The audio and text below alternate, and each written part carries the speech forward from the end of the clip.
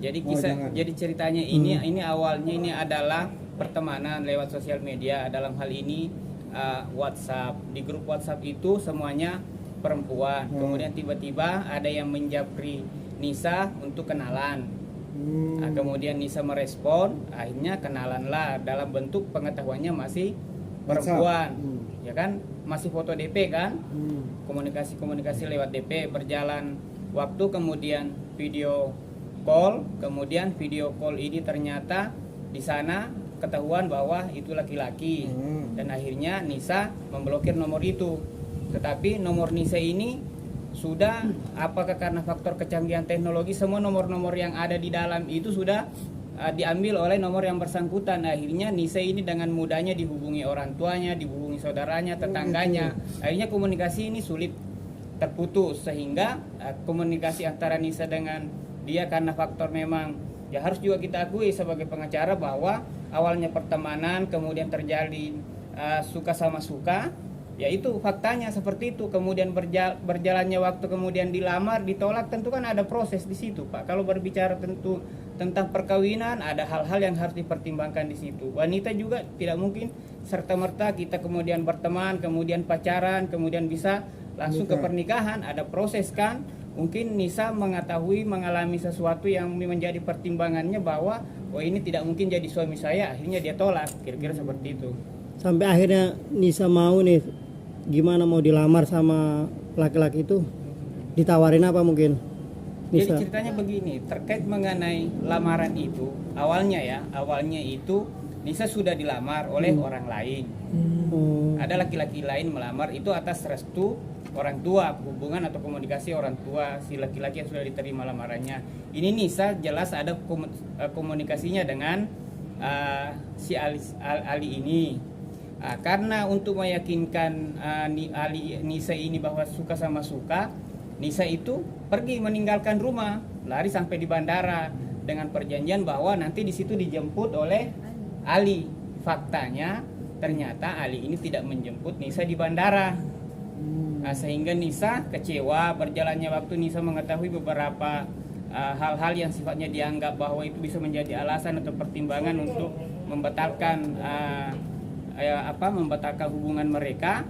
Tetapi yang terjadi ini ternyata Ali ini sudah datang ke Indonesia. Ya Nisa kaget, dan pada saat tiba itu juga sudah terklarifikasi di mana-mana bahwa bagaimana mungkin seorang Nisa menerima atau keluarganya ini datang hanya tujuannya saya mau ambil Nisa, kemudian setelah ditolak diminta masuk ke dalam rumah, tidak bisa, yang ada hanya minta uangnya, padahal uang yang diterima ini nilainya di bawah 10 juta, dan itu prinsipnya uang itu diberikan hanya untuk beli pulsa, beli kuota untuk memperlancar komunikasi. Tidak ada istilah bahwa itu adalah mahar atau uang panai begitu.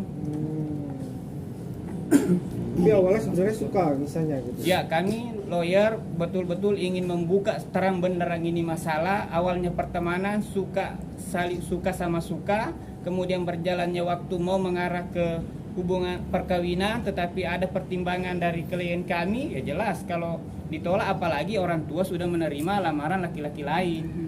Tapi Ali sendiri sudah membawa barang-barang atau istilahnya kalau di sini itu seserahan. Ya. Itu boleh dijelaskan kan Nisa? Kalau terkait mengenai apa ya, apa namanya? Iya, serahan. Iya, seserahan. Nisa bisa jawab apa-apa yang dia bawa itu, dan apakah itu kehendak Nisa atau itu hanya memang kehendaknya Ali begitu. Ya, sebelumnya tuh Ali udah bilang ya, katanya sebelum dia pulang dari Saudi dia mau beliin saya itu yang makeup, hair body semuanya. Ya saya bilang ya udah kalau mau beli ya beli aja.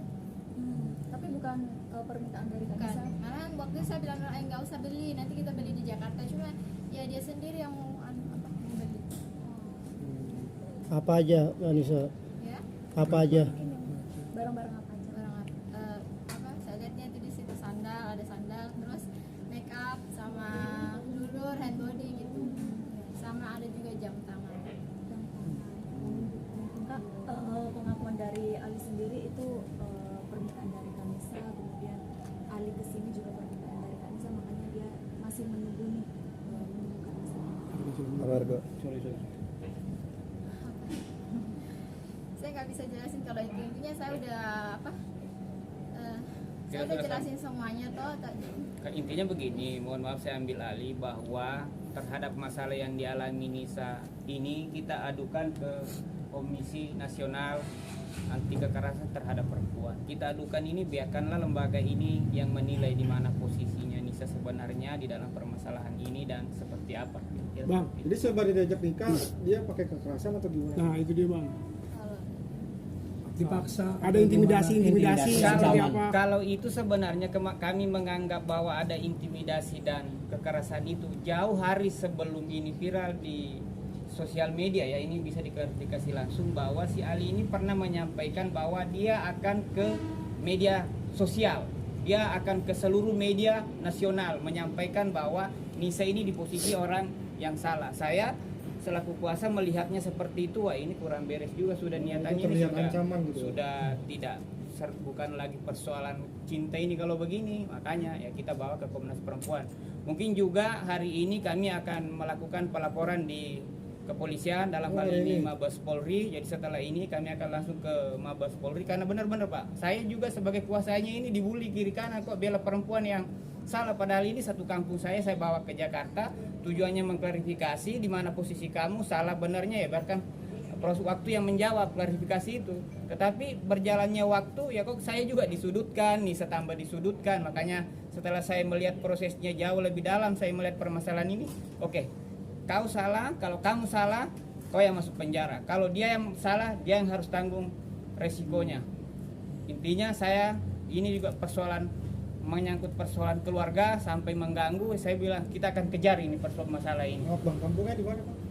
Dari Sengkang, Kabupaten Wajo, Sulawesi Selatan. Oh, susah. Nisa banyak diserang nih oleh warganet, dibully. Seperti apa mungkin Nisa sendiri Menanggapinya. menanggapinya, stres juga atau ya pasti stres, saya stres liatnya. Soalnya orang-orang tuh udah kelewatan gitu kak. Kok saya nggak salah kok Ya jadi terus dia saya? bilang apa? Saya lihat itu dan itu katanya sama dibakar gitu, mau dibunuh kalau ketemu sama saya. Iya, saya lihat di TikTok. Saya tambah ya, jadi terkait mengenai berbicara tentang perkawinan. Bagaimana bisa terjadi perkawinan ini kalau orang tua tidak merestui? Nah, itu satu. Kedua juga, bagaimana ini perkawinan bisa terjadi, hubungan ini bisa terjadi kalau keluarganya Nisa sudah menerima lamaran orang lain, ya haram dong hukumnya Islam laki-laki lain masuk di saat orang sudah melamar, kan begitu. Yang tahu pemahaman agama atau yang beriman mungkin lebih tahu lah soal itu. Jadi Kemudian saya tambah lagi, ini kan perbedaan warga negara, ya ada aturannya, ada regulasi yang mengatur itu. Dari tidak semudah itu bahwa Nisa datang ke Indonesia, dia datang ke Indonesia kemudian dia mengambil Nisa ke luar negeri, ya harus ada regulasi yang dilalui di situ, ada hukum internasional yang menjadi ketentuan di situ, seperti itu. Mak Kanisa, mungkin ada kata-kata apa yang dari netizen yang bikin Kanisa sakit hati mungkin Kanisa? Ya, itu yang apa? Dia bilang mau kalau ketemu saya itu mau dibakar lah, mau dikubur hidup-hidup. Ya itu. Keluarga gimana Kanisa? Keluarga di rumah, Heeh. ya dia juga merasa malu gitu kak. Soalnya nih orang di media ini udah benar-benar kelewatan bullying. Jadi Kanisa intinya akan menerima lamaran ke yang satu lagi, Iya. bukan yang ini. Itu orang mana? Sulsel juga. Bukan Sulawesi Tengah. itu apa profesinya apa bang Nisa? Kanisa mungkin yang satunya lagi mungkin. Ya kalau itu saya nggak bisa ngomong. Atau Ya privasi Anggota lah. dewan, Orang anggota juga dewan. belum jadi mas toh. anggota dewan? Siapa tahu gara-gara pribadinya keluar nggak jadi lagi, kasihan Nisanya. Itu dengan yang WNA itu berapa lama sih mungkin